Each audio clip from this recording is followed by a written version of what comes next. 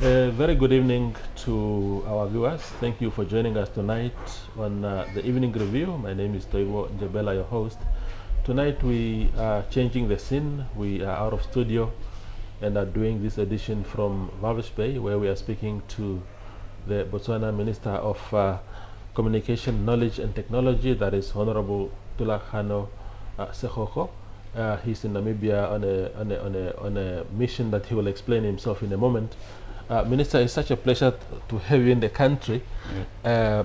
Welcome. If you can summarize first what brought you around. Well, thank you very much. As you'll be aware, Minister Dr. Pierre Mshilenga visited me in Gaborone, Botswana in August. He was not only seeing myself, but he was also seeing the Minister in the State Presidency, who's responsible for information and broadcasting as part of the portfolio. But we had very useful discussions in Gaborone.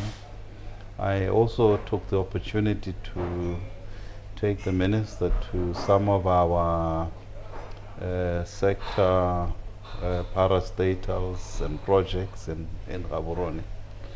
And this really is a reciprocal visit, and thank you very much to Minister Mshilenga for inviting me over to the So we're here to continue the work that was started in Gaborone. I'm here also to appreciate very much the ICT sector in Namibia to benchmark, and as it is, there's a lot of common projects or common works that we do between the two countries. Has there been any, I must declare now that I was also in Botswana. I was part of that delegation. Yes. And it was very impressive, the amount of work that you guys are doing in Botswana. And but the main agenda that emerged out of that meeting or out of that visit was the attempt to harmonize data roaming between the two countries. Has there been any progress since then? I know that a lot of marching orders were given out at the time, especially to parastatals, to say, look, this is what we want to do. You do this, you do that. What can you tell us in terms of progress in that regard? Indeed, there has been progress. My apologies. We fundamentally tasked our regulators, which is the Botswana Communications Regulatory Authority and the Communications Regulatory Authority of Namibia, CRAN, to work on this project to ensure that we achieve this reduction in the roaming charges between our countries. First, let me speak to the purpose and the objective of it. Clearly, the purpose and objective of it is to facilitate and to make it easier for the citizens of the two countries in particular, or any others that will be traveling between Namibia and Botswana to think. So, you can think about various cases. It could be a truck driver driving through the Trans-Kalahari corridor to deliver goods in South Africa. You want them to be able to have and enjoy roaming rates that are reasonable when they're traversing Botswana and vice versa when they're in Namibia. But it also applies to the ordinary citizen that would be visiting. In fact, Swakopmund is a popular tourist destination for a lot of Botswana, and the Namibians traveling to think. We've made it easy for the citizens of the two countries. This is just yet another step to make it easy, so that they don't feel hard done, in their pocket when they're traveling. In terms of the actual progress that's been made, it's very significant. It's significant in the sense that we have a clear plan and a timeline which we are working towards, and I will be so direct as to say that the intention is to achieve that we have reduced roaming rates in the 1st of April 2024. But what is significant is that a technical committee of the two regulators has been set up, Consultations are ongoing with the mobile network operators in the two countries. And really, we expect to see a report out of this work that they're doing in the coming month. And that will then form the basis upon which decisions will be taken about the models and how to proceed on the model for reducing the charges. Yeah. But there's been yet other, I would say, real work and progress that was achieved. The two regulators yesterday signed a memorandum of understanding, and the breadth of that speaks to things like cyber security, data centers, and various other spheres of work, where now clearly we see them formalizing some of the elements upon which they were cooperating. And this is very commendable. Made me very happy to see that they're working this closely. Wonderful. We tend to want to feel like we're now just one country. Yeah.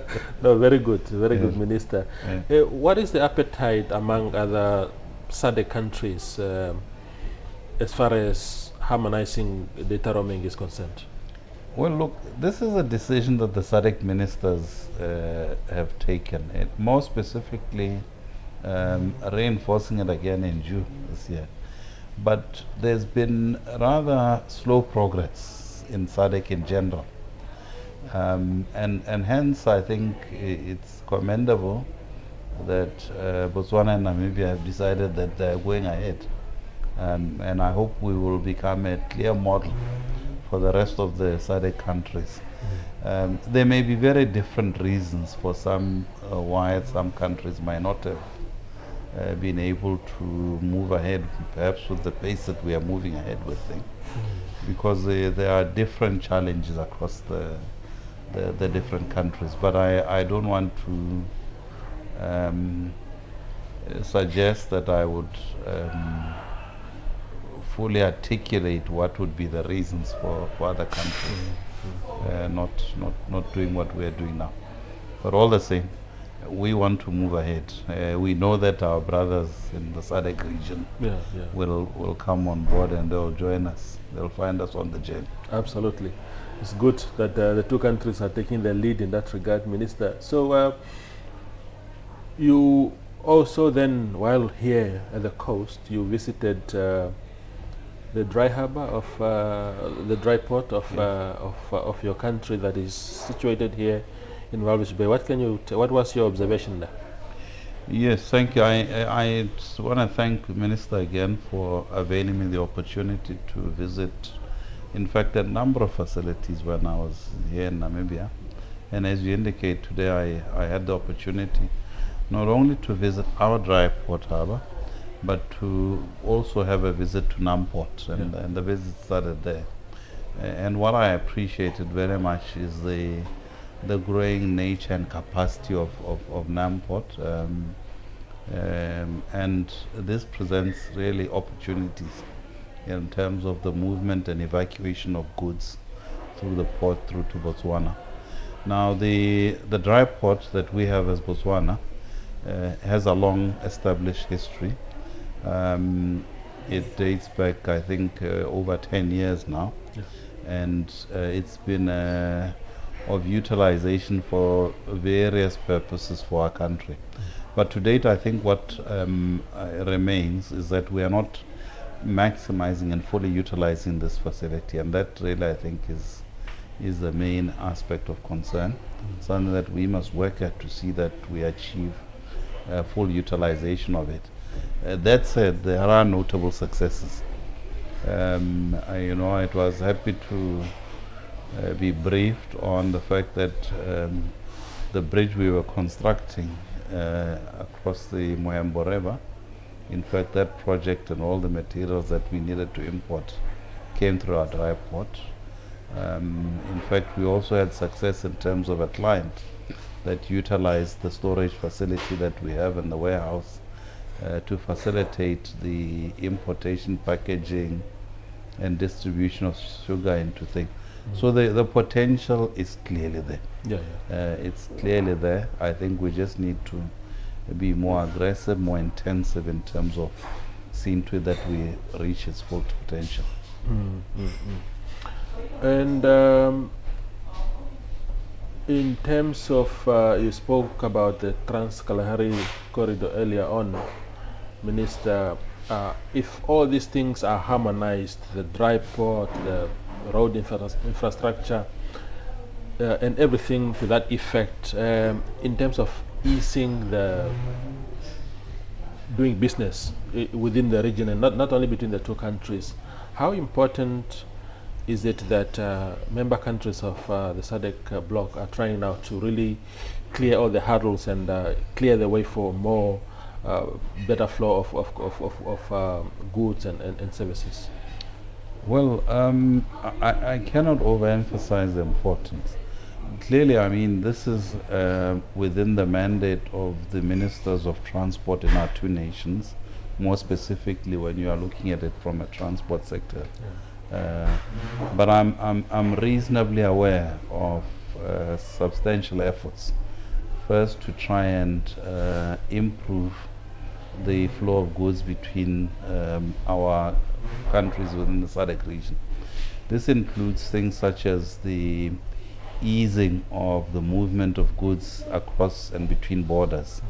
I'm also quite aware of what's called the FFP program, which is a tripartite program involving SADC, the East Africa community, and further up in the north, to actually facilitate the movement of goods. So there's a lot of work that's been done around the transportation of goods, not just in SADC but across the regional blocks.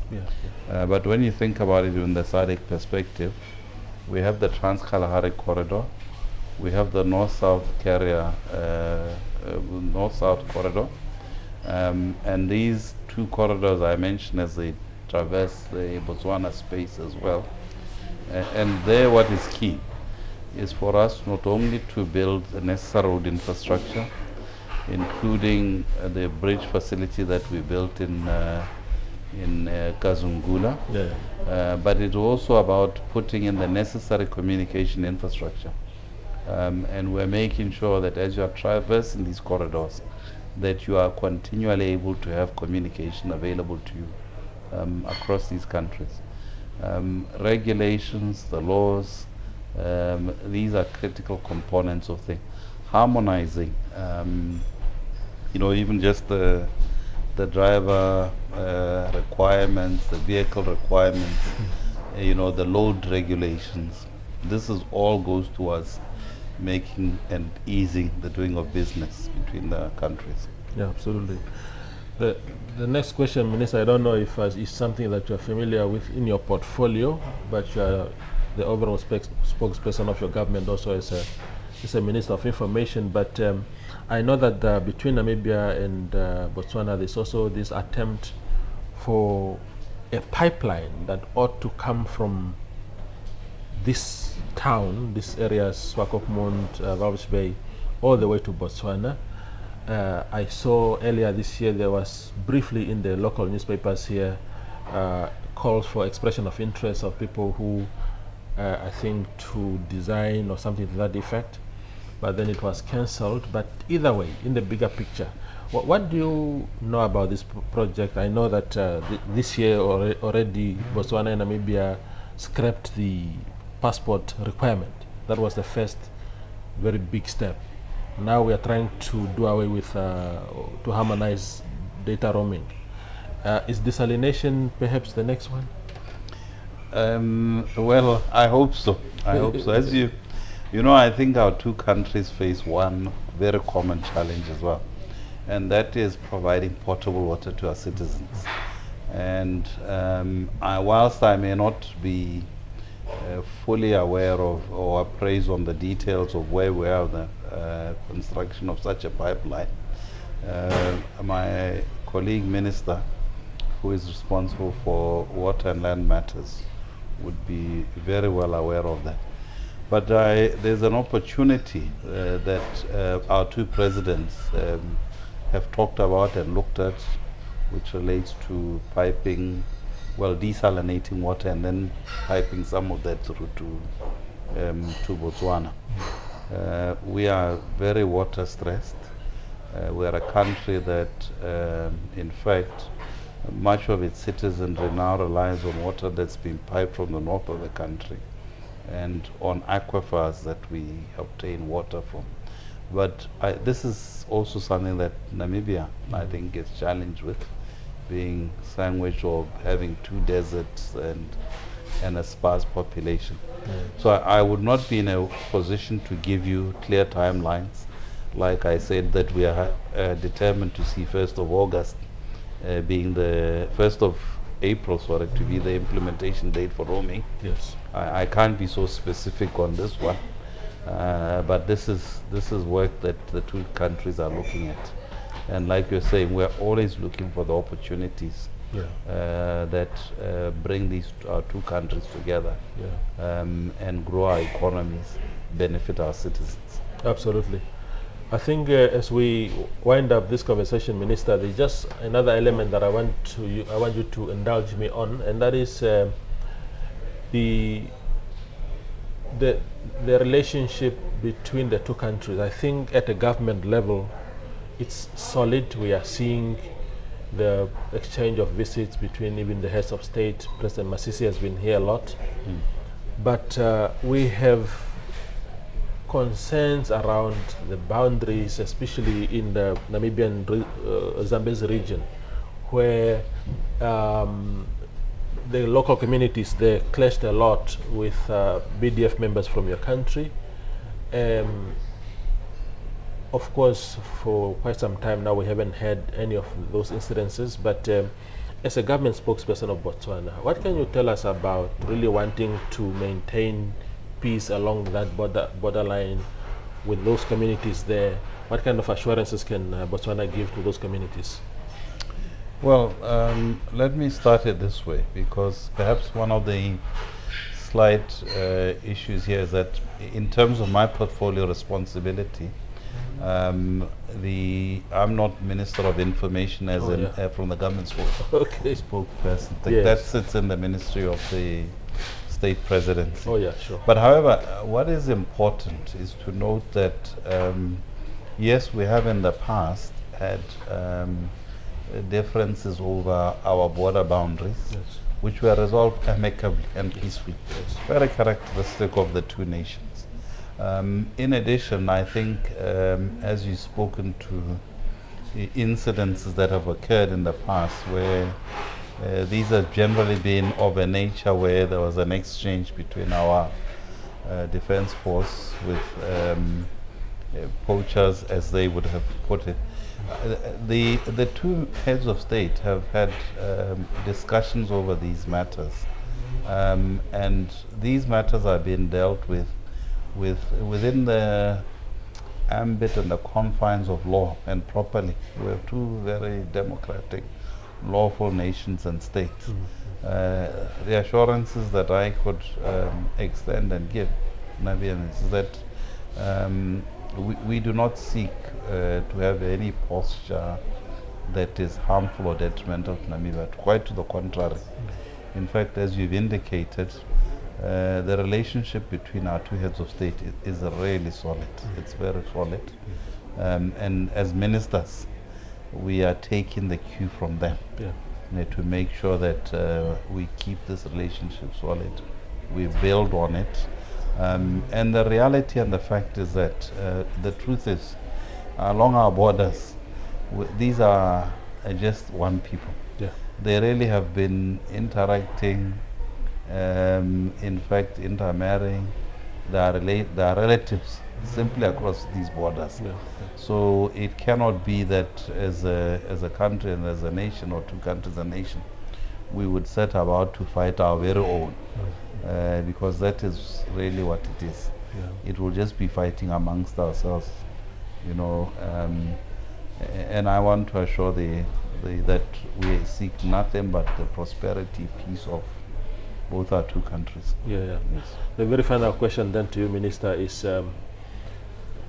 And it's good that you clarify that you are not necessarily, technically, you are not the spokesperson of government in your portfolio, but I'm still tempted to ask you about the election coming up next year in Botswana. I mean, in a lot of SADC countries, there will be elections. Yes. As a government of Botswana, how well do you think you have acquitted yourself in the past, in the current term, to instill confidence in the voters in Botswana that you will again retain power? Very confident, very confident. Yeah. Look, I mean, when you talk about in the current term, I think you are talking really post 2019. And I must say that, you know, straight after elections, we were faced by a very significant challenge, the challenge of COVID-19, as you know. That did tremendous harm to our economy, to our social fabric and infrastructure, and various other things. So what I can say is that it came at a heavy price, but we managed to respond very well in terms of protecting our citizens. Yeah. We managed to recover economically from the harm that was done by things. And I view it, in fact, as a far bigger challenge that we faced economically than the past economic challenges. For the simple reason that it was not just purely about a depressed market out there as we had experienced before, where maybe we were not able to sell our diamonds good, but it was actually a circumstance in which we actually needed to spend significantly to protect the citizenry. So not only were you not getting the revenues, but you needed to dig deep into the reserves to actually protect the citizenry of our company. So it had to me, what was a double whammy. But as a nation, we have been able to, like I say, recover from it to the point which we saw significant economic growth in the past couple of years. Well, the past 2 years more specifically, I think we're seeing growth that has brought us back and allowed us to build back our reserves. We have a budget that we have approved currently, which is the biggest budget from a development perspective if you look at construction of infrastructure and things like that. And that is testimony to the recovery that we've done. But we've done a lot legislatively as well in terms of addressing issues in our legislation, to whether it is difficulties that we had in terms of the laws regulating the press. You know, we reached and settled agreement with the press on a lot of things. And there's still even other legislation that is coming up that will address the labor situation in our country. So I'm quite convinced that there's a lot that's been done. I could speak to development projects. I could speak to our successes in delivering water across the nation, many villages. I could speak to the extent to which we have dealt with and are successfully dealing with land allocation backlogs. I could speak with the expansion of our mining and mining activity. I could speak to the stability of our electrical installation and grid. I could speak to the communication infrastructure that we've built, and it's been tested quite robustly now, and we're even using it for our democratic governance and our ability even for the president to using our bandwidth to be able to hold a meeting going nationwide, you know, just live at that point, not by television, just by this infrastructure. I could speak to the rollout of gadgets, computers to our students, again relying again on the infrastructure that we've built on our network. At any point in time, you know, as a government, you are faced with certain challenges. There will be challenges, and there are challenges. But I think the successes that we have attained are tremendous. Absolutely. And I'm confident of our success in the coming elections. Okay. Yes. Minister, thank you very much. Thank you, sir. Kia leboha. Ole bogileng now. Yeah, that's Minister Thulagano Segokgo. He's the Botswana Minister of Communication, Knowledge and Technology, just filling us in on his visit to Namibia, the purpose, and where we are as far as the subject of harmonizing data roaming between the two countries is concerned. Thank you for watching.